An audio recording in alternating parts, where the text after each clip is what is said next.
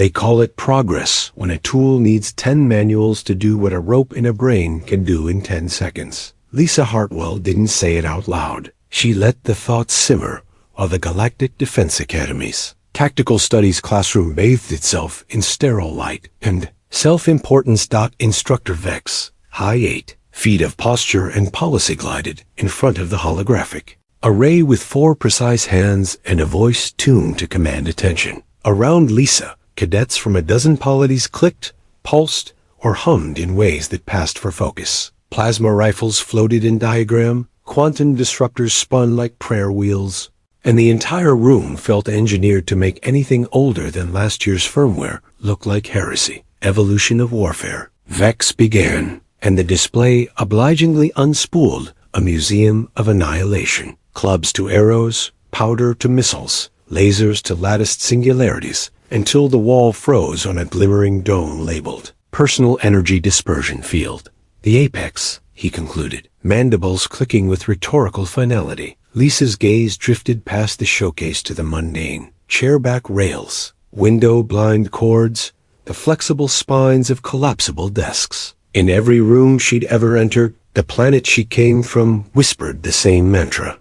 Everything here can become a tool if survival asks the right question. Cadet Hartwell, Vex pivoted, all 4 eyes focusing. Your species achieved interstellar transit while barely literate in quantum conductance. One assumes the crude, artisanal artifacts of your past were abandoned. The room tightened, even the crystalline.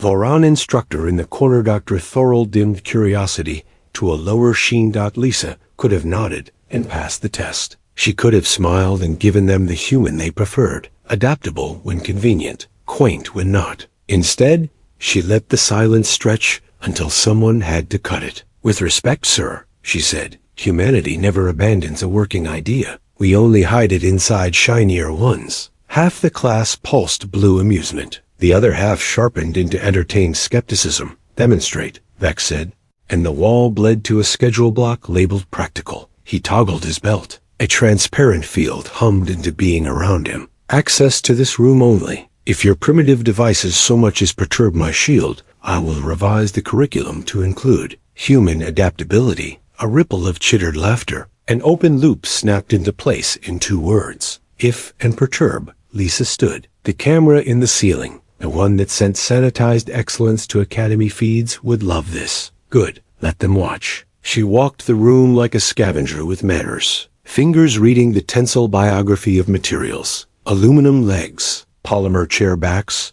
elastic cord in the blind's anchorage.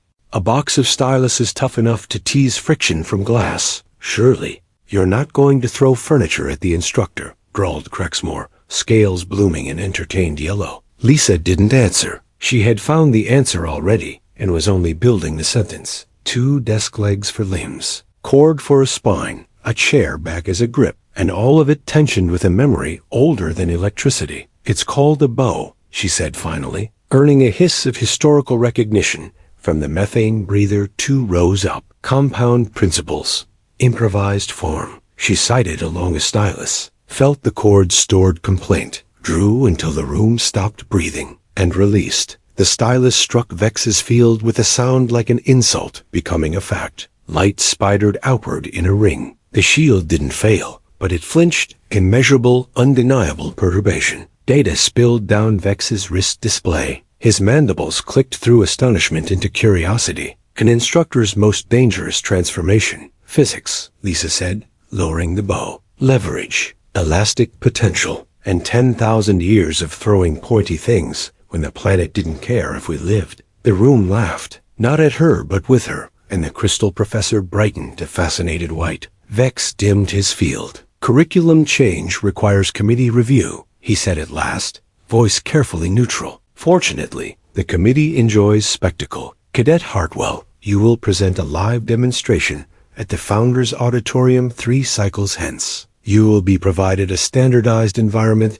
and no pre-manufactured weapons. If you succeed, I will propose a new discipline, adaptive warfare. His upper left hand flicked a private icon. Only Lisa saw it. Request submitted public exhibition. The class erupted not in protest, but in the energized cruelty of competitive species who smelled an edge moving on the table. Crexmore's scales flooded a calculating blue. The methane breather's mask hissed faster. Two Rigel twins whispered in scrapes and clicks. A live demo wasn't a lesson. It was a hunt with grades.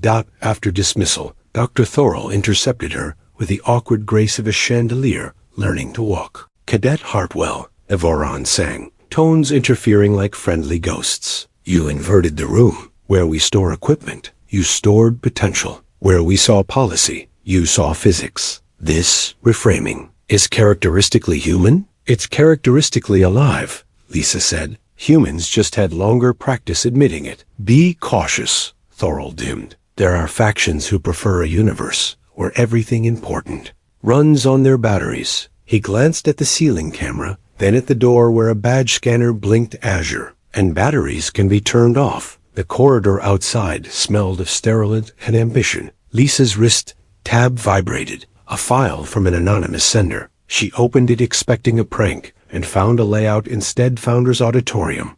Service access points, maintenance hatches, HVAC schematics, vendor lists for stage dressing. Someone wanted her prepared, or wanted the show flawless, or both.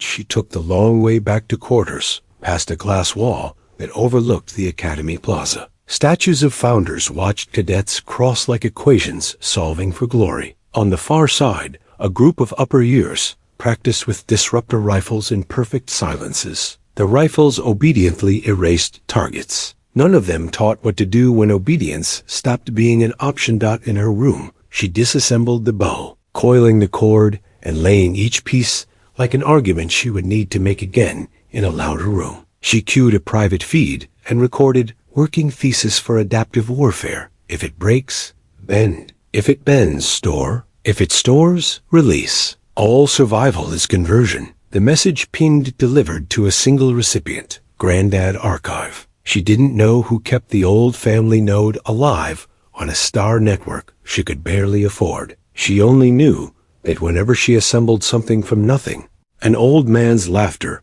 seemed to come back through the speakers. Lights dimmed to sleep cycle. She lay awake cataloging constraints. 3 cycles to design spectacle. A standardized environment that would standardize against her. A committee that loved politics the way explosives love oxygen. Somewhere between those truths, a path existed. The planet inside her bones insisted there always is. Her tab chimed again. Another anonymous file. This one wasn't a layout. It was a warning. A list of prohibited items for the demonstration. No energy storage above 50 joules. No chemical propellants. No tension devices with draw weights exceeding. She smiled in the dark. They had written her blueprint for them. All a list of no does is sharpen the shape of yes. Lisa closed her eyes and saw the auditorium in sections. Curtains as textiles for torsion, rigging as pulleys, sandbags as mass, ladders as frames, piano wire as memory. She pictured an audience of species, certain the future had made the past a museum, and decided the first thing she would do on stage was make the museum hunt them back. Outside, the plaza lights clicked into the blue that told cadets when to sleep and instructors when to gossip. Somewhere in that gossip, her name was being shaped into a bet. The Academy loved bets. So did Lisa Hartwell. She fell asleep, designing a trap that required only gravity, a stage, and the pride of those who thought themselves beyond either.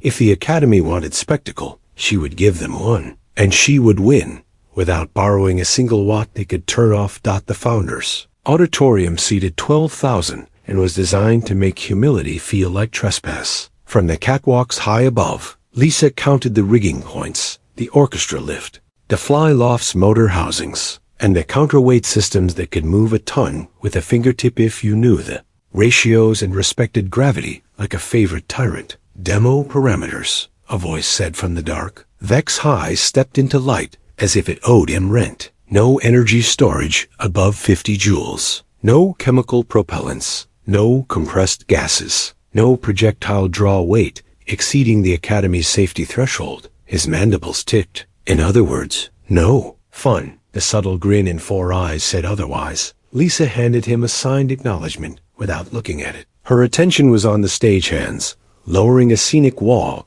that pretended to be a starship bulkhead. I want that, she said, pointing and 3 more, different heights. The chief rigger, a narrow rigel with a coil of line over one shoulder, glanced at Vex, got a non-committal wave, and said, "If it doesn't kill anyone, sure." "Nothing here kills anyone," Lisa said. "It just teaches faster than they like." She paced as they flew in the flats. On her path, she found sandbags, piano wire, linen drops, pulleys, clamps, ladders, trap mechanisms, and the unsung miracle of theater-redundant systems hiding in plain sight. "Cadet," said Dr. Thorell from the wing, crystalline facets tuned to concern. "I am told the committee has invited observers from off-world media syndicates. One way to say they want a spectacle that can fire a career," Lisa replied. "Good. Spectacles remember who made them." She knelt, measured the gap between stage and orchestra pit, and mapped a triangle in her head. Anchor, mass, release. No electricity required. Just honesty about how the world falls. By the second cycle, the space looked less like a temple and more like a plan. Lisa had built nothing that could be confiscated.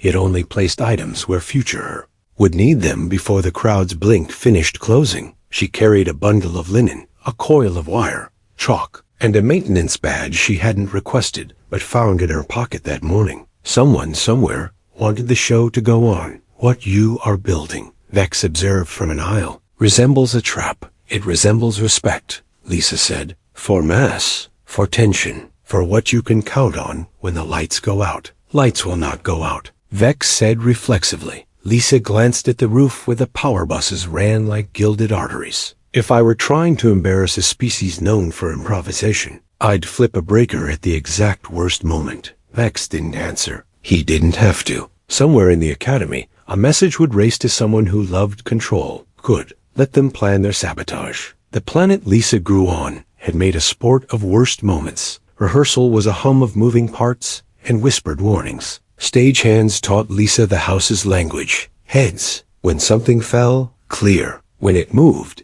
and she taught them the pocket physics of why their dangerous day jobs worked. She explained the triangle of force behind a block and tackle, the sweetness of a counterweight finding equilibrium, the song a wire sings before it snaps. In return, they showed her the side door security forgot to lock. On the final cycle, the auditorium transformed. Banners, a dais for the committee, floating camera drones like patient birds. Cadets poured in, voices surfacing as 1,000 species said the same thing in different grammars. "This better be good." Lisa could feel its anticipation as a pressure system. She tuned her breathing to it and stepped into the wings. "Cadet Hartwell," Vex said. "Formal now. You will perform within the rules you accepted." He glanced at a display only he could see. "And you will be generous to your audience. They wish to learn. They will," Lisa said. "One way or another." She took her mark. The house lights fell. The stage lights wrote a circle around her. The first camera drone drifted close enough to feel like a bee. Lisa smiled into its lens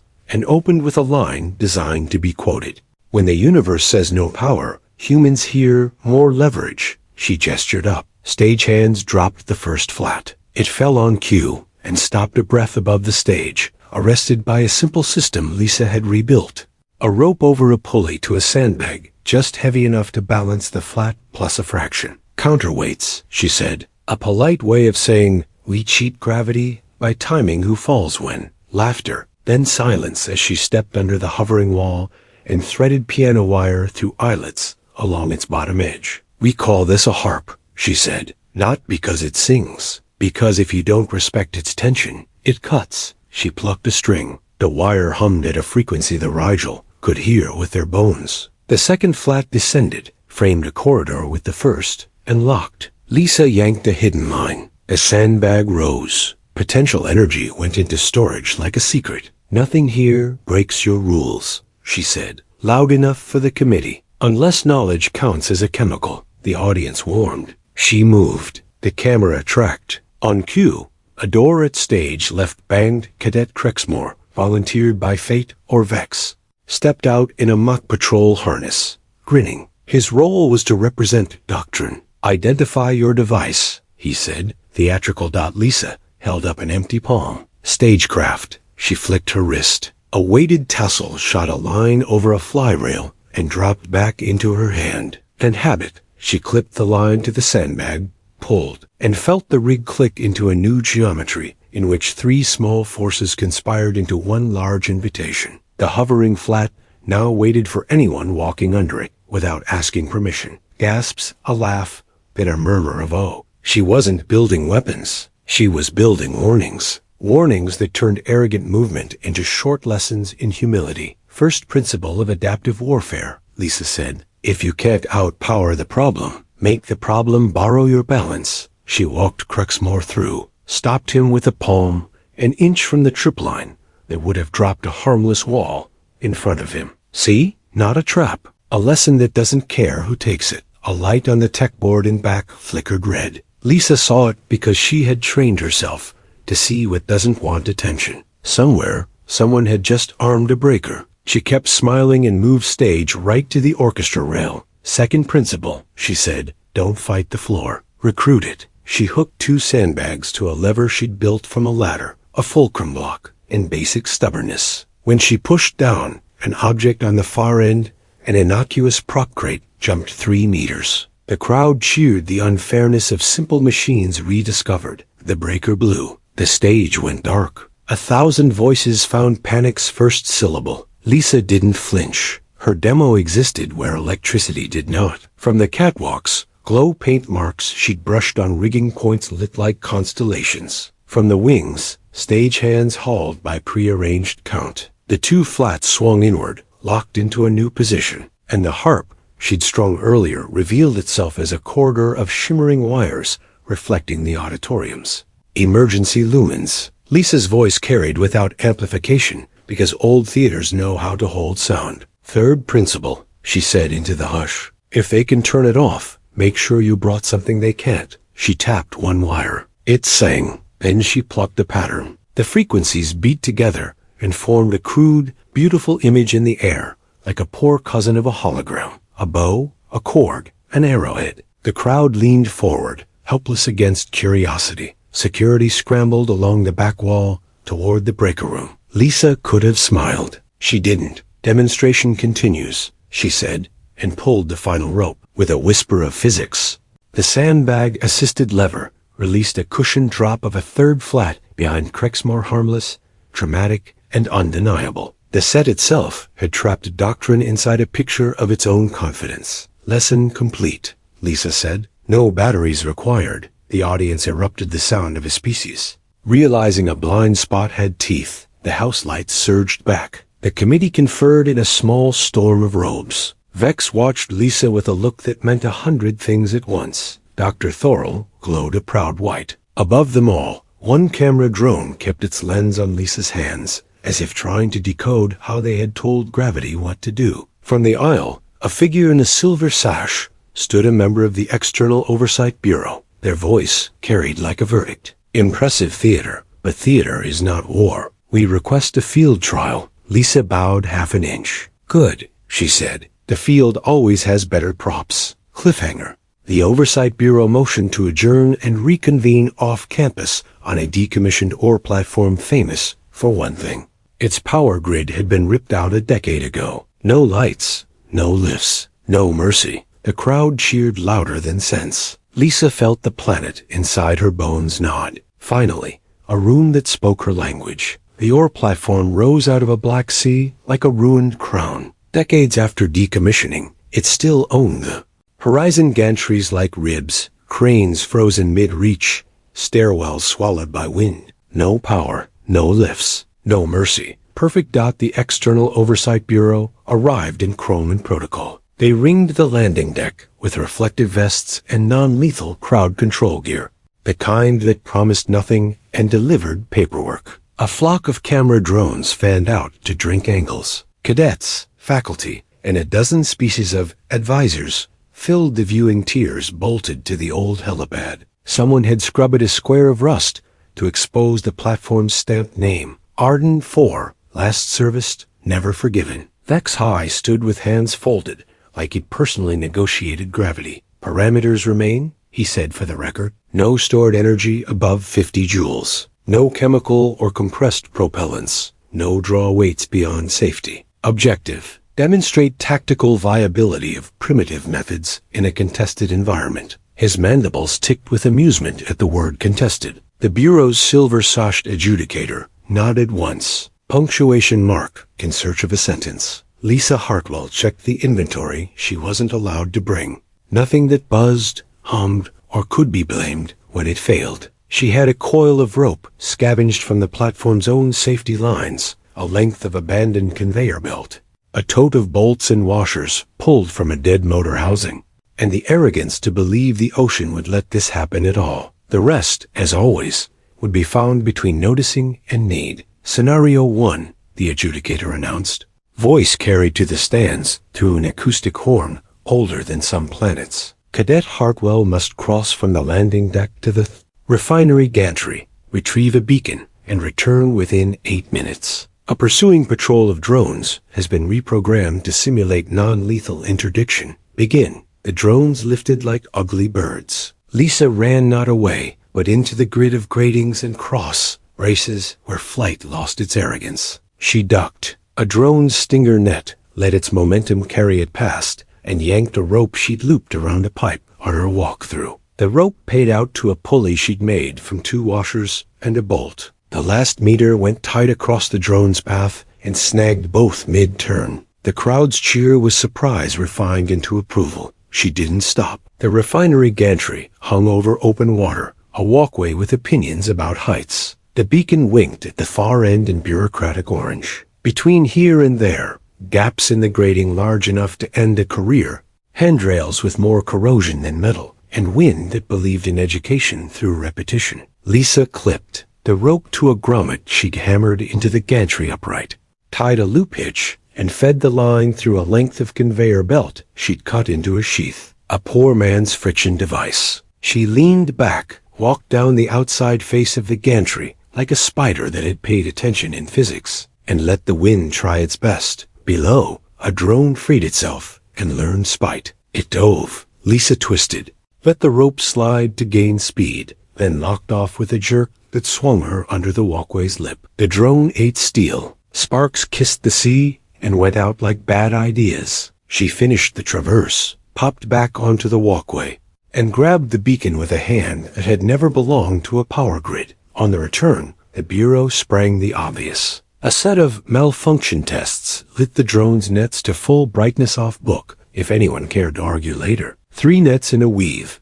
that would catch birds, pride, and cadets who had only learned to move where rules said movement lived. Lisa cut left, dove through a maintenance hatch, and dropped into the platform's throat where conveyors once rattled ore toward a future that didn't keep its promises. 4 minutes, the adjudicator's aide called, like gravity needed a partner. The belly of ARDEN 4 smelled like iron and old waves. Lisa's lamp was a joke with no punchline, so she didn't try to light what didn't ask for it. She felt with hands and feet, counted steps by sound, and found a corridor where a section of conveyor chain still looped in dignified rust. She pulled. It moved. Bless inertia and the laziness of things that hate to change. Back on the deck, 2 drones hovered at the hatch, waiting for her to return to their curriculum. Lisa tied 3 chain links into a monkey's fist around a short line, fed the tail through a ring bolt, and made a sling no policy had considered a weapon. She stepped into the hatch, spun once,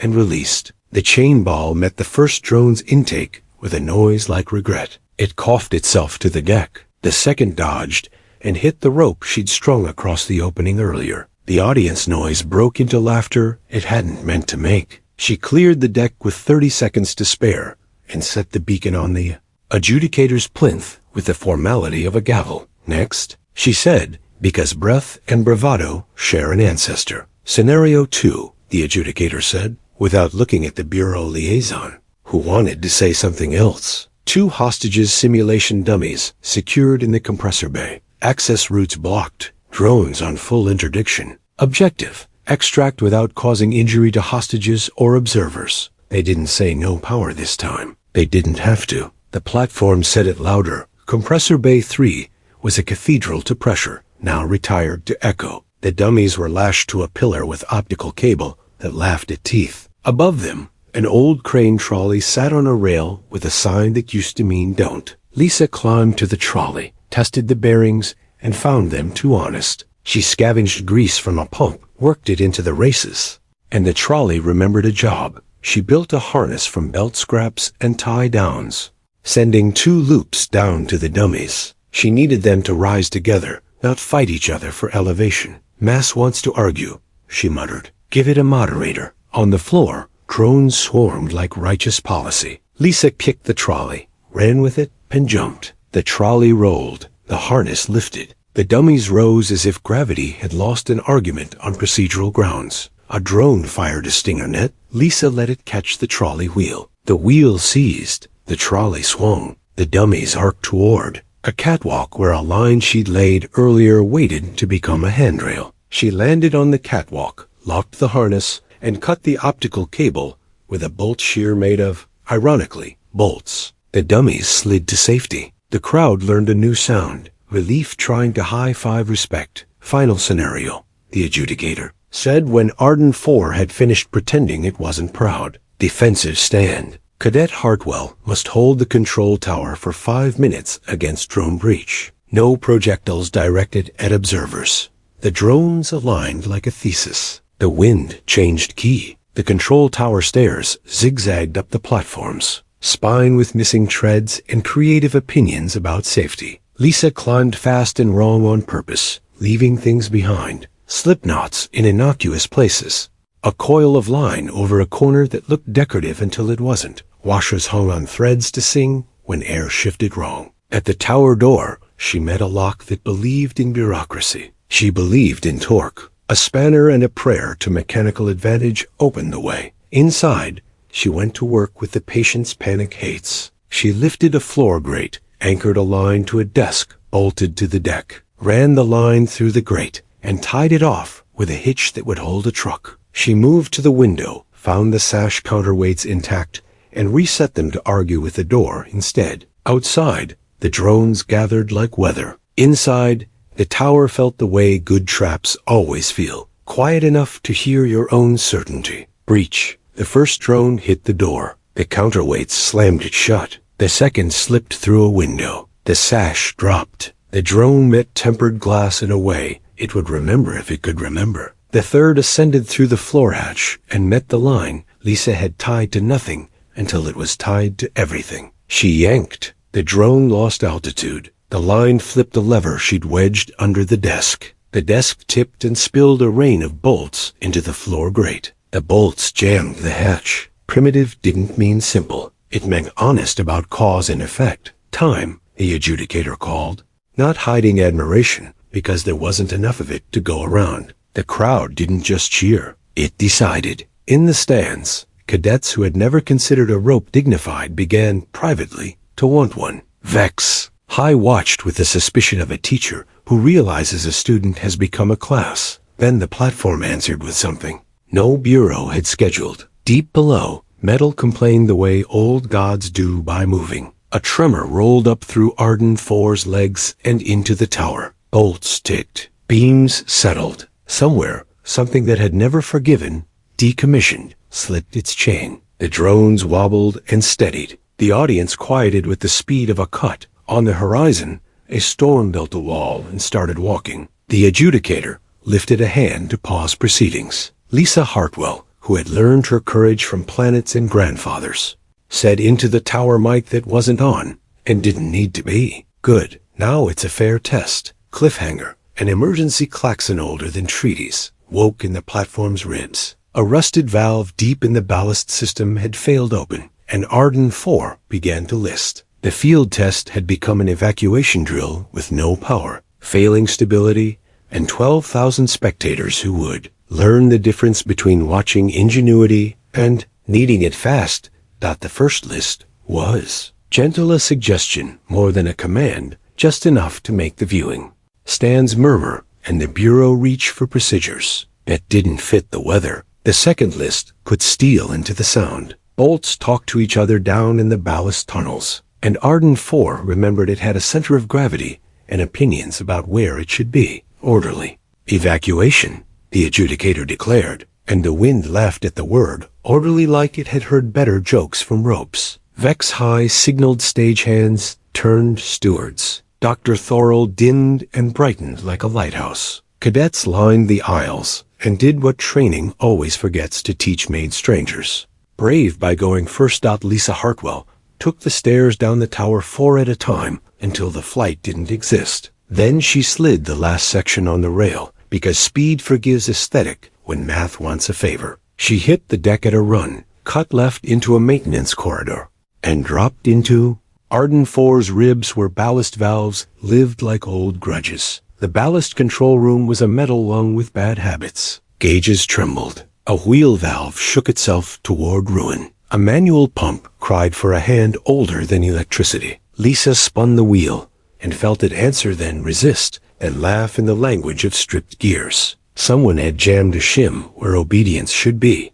A sabotage elegant enough to pass for wear, unless a human had learned to recognize malice by touch. She wedged a pry bar, levered the wheel back by degrees, and heard water argue through pipes. One ballast tank began to fill, while another sighed toward empty, trading sins across the platform's bones. Above, a flight of cadets leading civilians fought. Gravity with kindness and lies like almost there. The only phrase evacuation has ever loved. Lisa needed hands, and found them in the people who didn't leave. 2 riggers with line burns on their palms. A cook still wearing a stained apron, because duty doesn't always put on a uniform. And Crexmore, scales set to the serious blue of someone who had recently met humility and shaken hands. We're pulling her upright, Lisa said, pointing from gauge to pump to chain hoist. Counterflood 3, then 4. You on the hand pump. You clip that chain here. Crexmore, if a drone shows up, teach it about doors. They moved.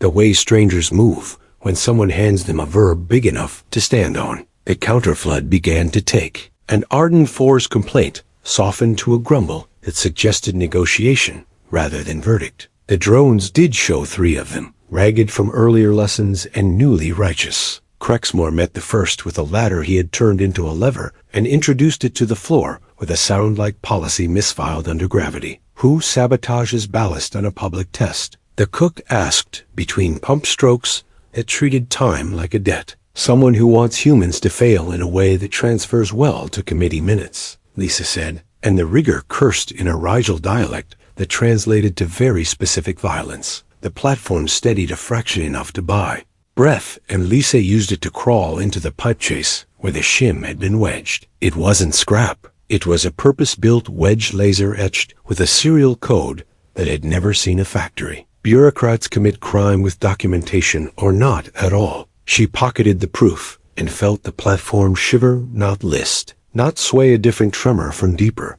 like a crane dreaming of work. On the deck, the last wave of spectators jammed at a gangway that had decided to be dramatic. The hinge pin on its shoreside joint crept out like a coward, and the walkway sagged into a geometry that ended in water. Lisa arrived at a sprint with a coil of line, a bucket of bolts, and no time for democracy. She threw the line over a stanchion, built a Spanish windlass with the handle of a forgotten valve, and turned rope into muscle no power company could build. On my count, she shouted, and a dozen hands became one hand that knew when to pull. The gangway lifted. The hinge pin crawled back under the promise of friction. Lisa bribed with grease and prayer. Almost there. The cadets lied beautifully, and the last spectators crossed into safety that only looked like land from this distance. The storm arrived with the punctuality of bad news. Rain sheeted. Visibility collapsed. Drones retreated,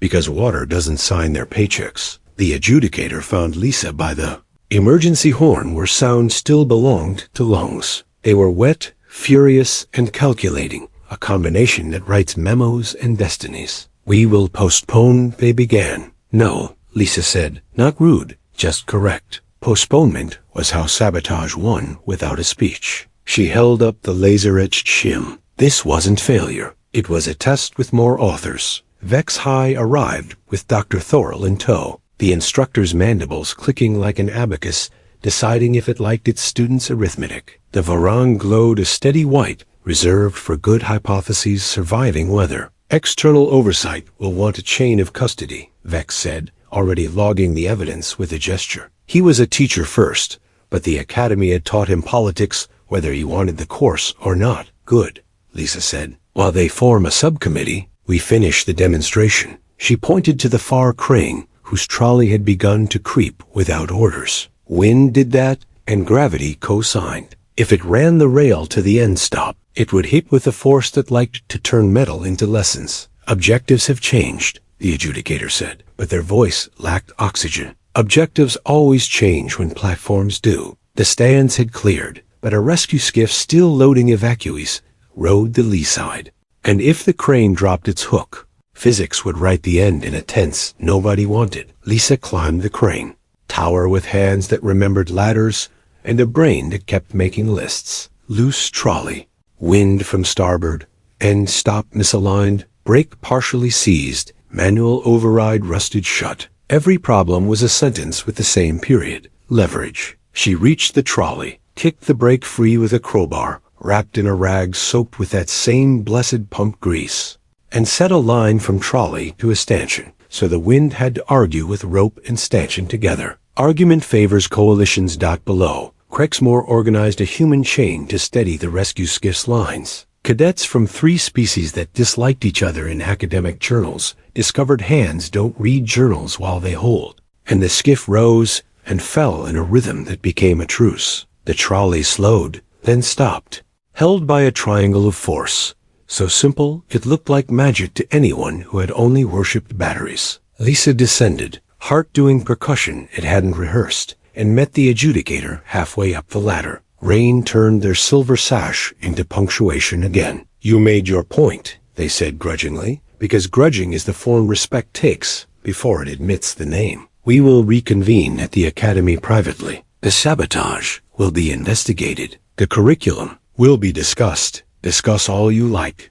Lisa said gently. Just don't forget what the platform said when the power left. She waved a hand at ARDEN. 4. Now sullen but upright, a machine that had decided to keep its stubborn heart above water, back on the landing deck. Vex gathered the wet and the willing, like a conductor collecting instruments. The cadets began striking improvised lines, coiling ropes they had watched behave better than policy, and speaking in a new tense called afterward. Dr. Thorell drifted close, facets dim with exhaustion and bright with satisfaction. Adaptive warfare, he sang softly, as if testing how the words tasted in a syllabus. The committee will resist. They always do. Systems prefer themselves. They can prefer, Lisa said, pocketing the shim in a clear evidence pouch that would later live in 3 reports and 1 story. We can build. Cliffhanger. As the last skiff peeled away and the storm began to spend itself, a small service drone, one no one had called, rose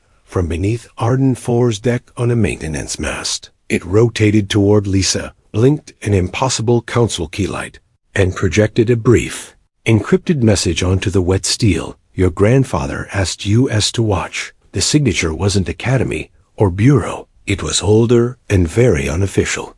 A network that lived in the margins, where tools and people keep each other honest. 3 cycles later, Founders Auditorium shed the pageantry and kept the pressure. No banners, no visiting dignitaries in silver. Just cadets, faculty, a committee with its robes buttoned to the throat, and a single line on the program. Public examination of adaptive warfare doctrine. Candidate, Cadet Lisa Hartwell. Vex. High stood at center stage, not as judge or defender, but as the rarest thing in academies, an honest introducer. Today's examination proceeds under dual mandate, he announced. Demonstrate tactical merit without energy reliance and present evidence.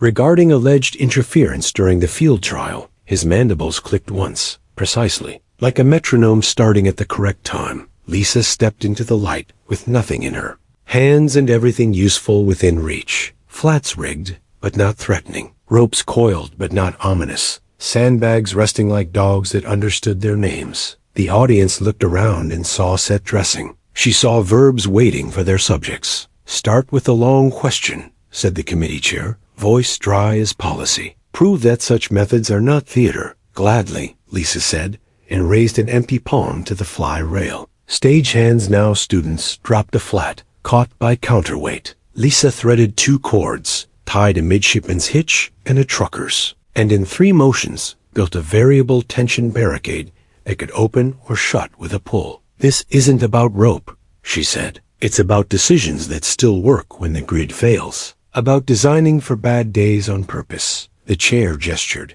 2 senior cadets approached, opposition, rigged in training harness and caution. Their job was to breach and embarrass. They met the barricade, found it learning as it resisted, and discovered that moving quickly through a space curated by physics feels like arguing with weather. When they tried to vault, the line paid and stole balance. When they tried to cut, the cord yielded and bit back. They weren't harmed, only convinced. "Doctrine holds," the chair said carefully, "that modern battlefields contain redundancies." "They do," Lisa replied, "until sabotage, poverty, distance, or arrogance removes them. The planet I grew up on took redundancies as compliments and ate them anyway." She nodded to Vex. He dimmed the house lights to the emergency glow. The rigs she had set earlier gleamed with glow paint in quiet geometry. "We can either design for fragility and call it progress, or design for failure and call it survival. Evidence,"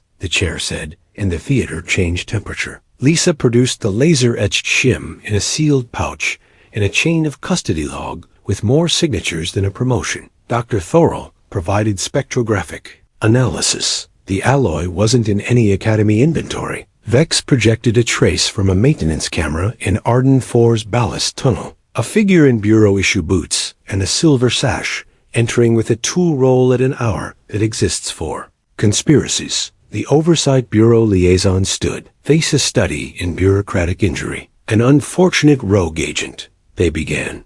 But Vex overlaid a purchase order for experimental jamming nets, rushed, backdated, delivered to a non-Academy dock. The room went very quiet, the specific silence of institutions discovering their reflection. "Sanctions will proceed," the chair said at last, each word dragged through a hedge. "But the question of doctrine remains." "Then let's answer it the old way," Lisa said, and the audience straightened, as if the floor had decided to become taller. Demonstration duel. Analog constraints. No energy assistance on either side. Task: neutralize a moving target and restore control of the space using only environmental assets. "I'll take." Instructor Vex High murmurs. Respect rides best at the speed of audacity. Vex's mandibles clicked into what might have been a private smile. Accepted. Instruction requires participation. He shed his belt, stepped into the circle, and became not a tall supervisor, but a problem with legs. "Begin," the chair said, and a camera drone dove to see something it didn't recognize yet. Lisa moved first, not to attack, but to load the room. She flipped a sandbag onto a platform, tied a slip line to its handle, and walked past the obstacle like it wasn't there. Vex advanced in diagonals, 4 arms dividing options into quadrants. He reached the center flat, touched the bracing, and understood at once that nothing here was static. He altered course. The best students are always teachers, then accelerated, then stopped. A line he hadn't seen whistled a warning like a friendly razor. Lisa took the right wing low, vaulted a rehearsal trunk, and flicked a throw line over a pipe. Vex read it, cut under, and grabbed the line to yank her off balance. Lisa let him. The line had a bite around a sandbag. His pull raised the bag and stole his stance. He released. The bag fell not on him, but between them, turning the floor into a geometry that preferred her vectors. "Environment is not neutral," she said.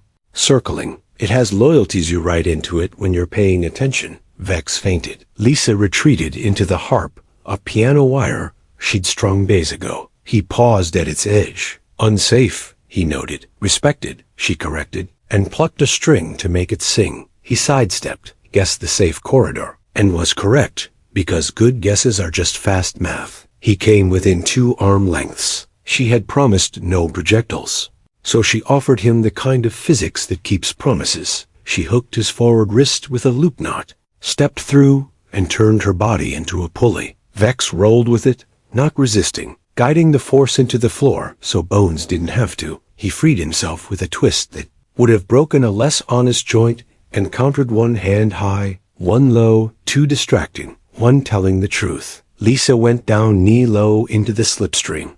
Hand found the line she'd anchored earlier, jerked, and a flat fell between them like a curtain cue. Not on him, not on her. on the space where his advantage existed. Neutralized, the chair said softly, because stating facts can be a kind of surrender. Restoration, Lisa said, and with 3 pulls converted the barricade back into a corridor and raised the flat. The stage transformed from contested to controlled without a single watt. This is not nostalgia, she said into the drone lens. It's maintenance of agency under systems failure. She looked at the kids, not the committee. It's how you keep your people when someone steals your plugs. Vex stood, dusted a dignity that hadn't fallen, and faced the committee. Instructional assessment. Cadet Hartwell has demonstrated repeatable, teachable principles under constraint. Recommendation. Formalize adaptive warfare as elective immediately. Consider core requirement after pilot and outcome review. His